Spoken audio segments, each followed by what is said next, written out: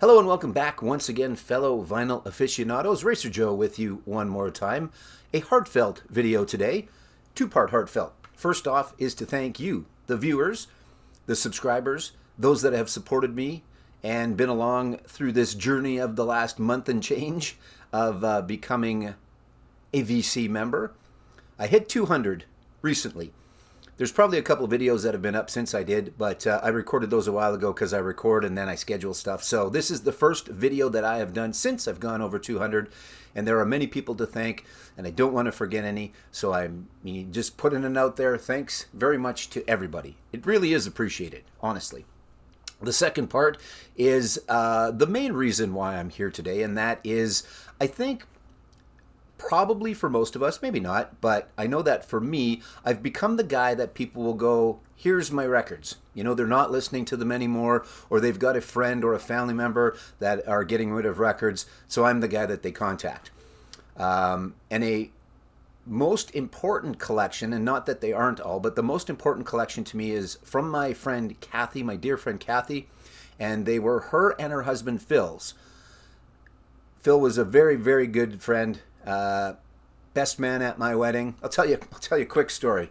We got married in Vegas. Joanne and I got married in Vegas, and there was only 6 of us there. And Phil was my best man. So the other 4 went off to do something after the ceremony, and Phil and I were walking back to the hotel. Now, we live on Flamingo Crescent in Regina. You probably didn't need to know that, but you do now. We got married at the Flamingo in Las Vegas, and to keep with the theme, we had big pink feather boas. So Phil and I are walking back to do whatever we were doing at the hotel, and there was a group of girls, and they go, "Oh, those are really nice boas." And I said, "Yeah, we just got married today." And then they kind of giggled and they said, "Oh, that's so cute." I said, "No, not to each other. Not that there's anything wrong with that. And if if that was my jam, I could have done a lot worse than Phil. That's for darn sure."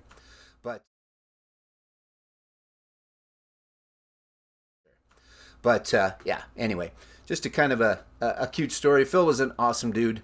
Lots and lots of stories. But the reason I'm here is because, again, I have his collection. There's some that I did not have. We had a lot of similar taste, and there was some that he had I did not. That has made its way into specifically the collection.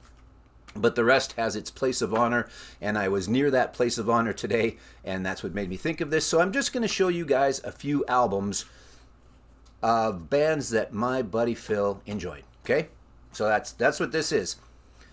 If you've got that stack of records that a dear friend has given you, let's see it. Love to see it, please. All right, so first up, Supertramp. I think he was more of just a Roger Hodgson guy. That's not, I don't know if that's true or not, so I don't know why the hell I said it, but I did. Anyway, Supertramp. Now this was his and Kathy's collection. And I believe that Phil was a Supertramp guy, but it might have been Kathy, and he loved her so much that even if Kathy was the Supertramp fan, so was Phil. There you go. So Supertramp, great album. I say great album every time I hold something up, but that's why it's in my collection, right? Anyway, now Phil and I were both car guys, and that was one of our mutual passions. We also were big fans of the Saskatchewan Roughriders Football Club.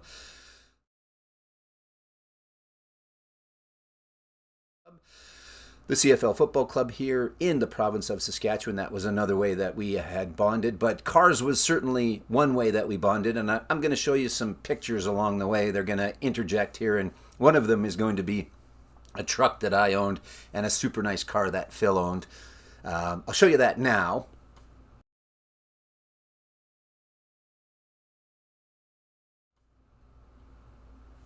Anyway, that was that. But with all of that said, there's Eliminator. The Eliminator and Eliminator ZZ Top, a band that he enjoyed. This is his copy. And again, we had a big mutual admiration for vehicles and for ZZ Top as well. All right. I think this is going okay.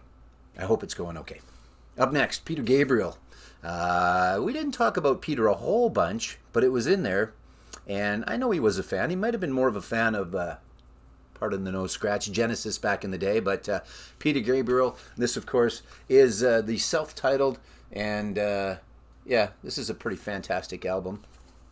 Games Without Frontiers. Now, I've got 3 left. I don't know, I shouldn't speak to it. I'm going to go, these would have been in the top 5 of his favorites, I believe. I could be wrong, but I believe.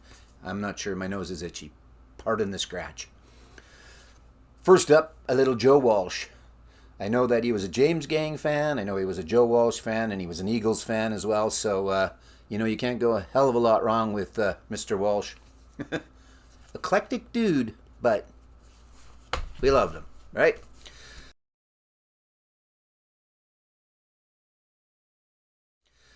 Now, this I know was a favorite of Mr. Johnson.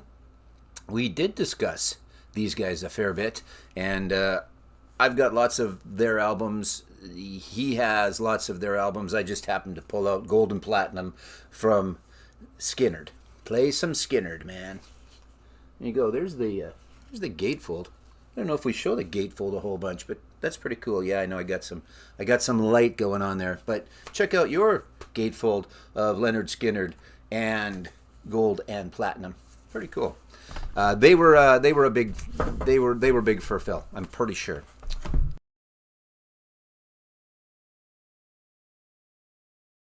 I know so. But the one he talked about the most, and I think the one that he got maybe the most enjoyment from, I'm not sure, and they were around in his formative years. He was a couple years older than me, not a whole bunch. I don't know, less than 10 years older than me anyway. I don't even know if he ever told me his real age. Didn't matter anyhow. But I know that these guys were definitely in his top 1 too. I could be wrong, but I'm pretty darn sure because, again, we talked about Max Webster. We talked about Kim Mitchell quite a bit, who was in Max Webster, went on to a fantastic solo career. But, yeah, Max Webster and funky album cover. I'm not sure what's all on this one, but, yeah. Anyway, I'm pretty safe to say that I know for sure in the top 3. So there's just some of the bands and some of the albums from my buddy Phil's collection. I think of him often. This is a way to keep him in my mind. Sometimes I will go and pull one of his albums out to listen to. Although I have a copy that I've got in amongst the rest, I'll go and listen to a Phil Johnson copy.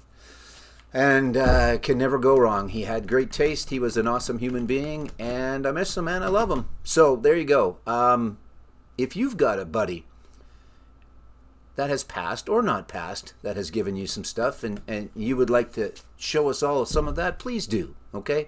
And again, thanks so much for being a part of this channel. I appreciate it, and I look forward to seeing you again. Goodbye, everybody.